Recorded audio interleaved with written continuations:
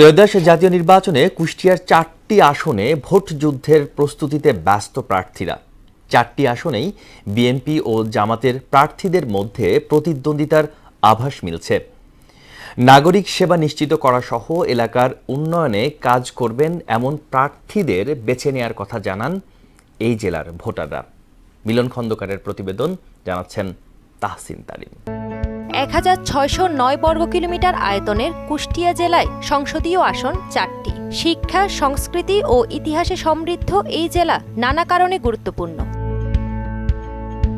বিএনপির দুর্গ হিসেবে পরিচিত কুষ্টিয়ার ৪টি আসন। এবারের নির্বাচনেও দলটির প্রার্থীদের রয়েছে শক্ত অবস্থান। কুষ্টিয়া ১ আসনে মূল লড়াই হবে বিএনপি ও জামায়াত প্রার্থীর মধ্যে। আলোচনায় আছেন অন্যান্য দলের আরও কয়েকজন প্রার্থী। ত্রয়োদশ জাতীয় নির্বাচনে জয়ের বিষয়ে আশাবাদী সবাই। আমরা ধানের শীষের পক্ষে ভোট করব এবং দৌলতপুরের আসন আমরা জিয়াপনির হাতে তুলে দেব। বাংলাদেশ জামাত ইসলামকে ক্ষমতায় দেন, তাহলে আমরা এই রাস্তাঘাটগুলো, বিশেষ করে আমার দৌলতপুরের সঙ্গে যোগাযোগটা একেবারে সুনিশ্চিত সুন্দর ব্যবস্থাপনা করার জন্য প্রাণ থাকার চেষ্টা করব। মিরপুর ও ভেড়ামারা উপজেলা নিয়ে গঠিত কুষ্টিয়া ২ আসনেও প্রধান প্রতিদ্বন্দ্বী হিসেবে মনে করা হচ্ছে বিএনপি ও জামায়াতে ইসলামীকে।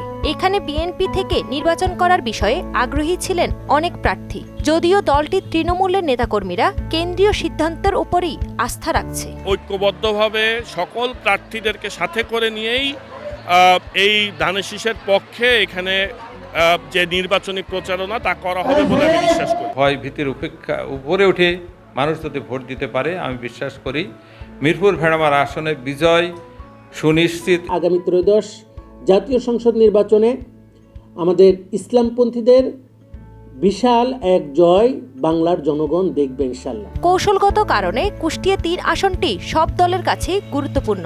এখানে বিএনপির প্রার্থী ইঞ্জিনিয়ার জাকির হোসেন সরকার আর জামাত থেকে লড়ছেন আলোচিত ইসলামী বক্তা মুফতি আমির হামজা।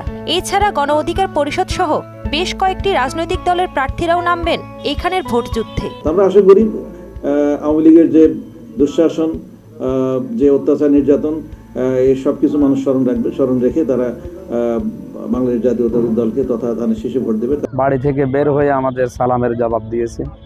আমরা আশা করছি এইভাবে আমরা যেতে পারলে আগামীতে নির্বাচনে ইনশাল্লাহ দাঁড়িপাল্লা বিপুল ভোটে বিজয় হবে। জেলার খোকসা ও কুমারখালী উপজেলা নিয়ে গঠিত কুষ্টিয়া ৪ আসন। সাংস্কৃতিক জনপদ খ্যাত এই আসনটিতে বিএনপির প্রার্থী জেলার সাবেক সভাপতি ও চেয়ারপারসন উপদেষ্টা পরিষদের সদস্য মেহেদী আহমেদ রুমি। এখানে প্রতিদ্বন্দ্বী হিসেবে আছেন জামায়াত ইসলামী আন্দোলন সহ কয়েক দলের প্রার্থীরা।